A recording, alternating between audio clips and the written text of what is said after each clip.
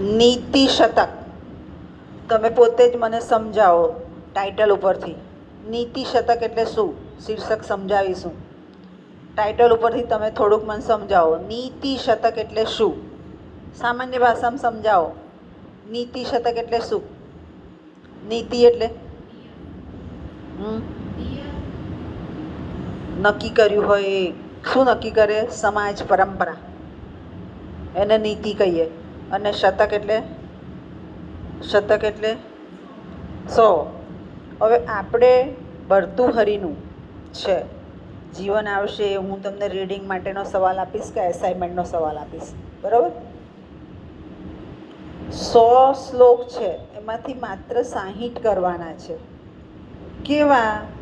નીતિને લગતા, મોરલને લગતા. ઘણીવાર આપણે બહુ કોમન શબ્દ વાપરીએ છીએ કે આ માણસ નીતિવાળો છે, આપણી ફાઇલ લઈને જાઓ પતી જશે. પ્રમાણિકતા એની ખબર છે આપણને, સમાજને. અને ઘણીવાર એવું પણ કહીએ છીએ કે અનીતિ ચાલે છે, પેપરવેટ મૂકો તો જ કામ પતશે.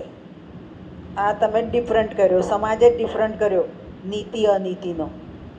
અને તો સંસ્કૃત સાહિત્યના જે ગ્રંથો છે એ માત્ર આપણને ભણવા માટે છે એવું નથી, આપણા જીવનમાં ઉપયોગી છે, આપણા વ્યક્તિત્વને વિકસાવે છે, એવા બધા મૂલ્યો આપે છે.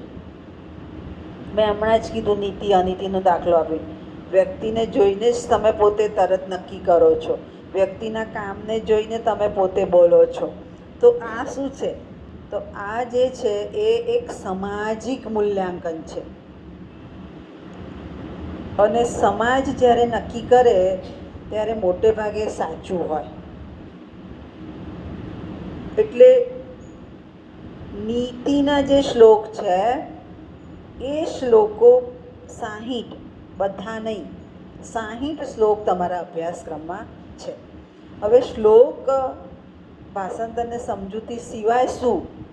તો એની અંદર ધારો કે આપણે બંને વાત કરીએ છીએ તો મેસેજ કન્વે થાય છે સામસામે કે અત્યારે શું ભણો છો? નીતિ શતક. કયા ક્લાસમાં છો? સેમ 1. ક્યાં છો? ઇંગ્લિશમાં. કઈ કોલેજમાં? PK ચૌધરી મહિલા કોલેજમાં.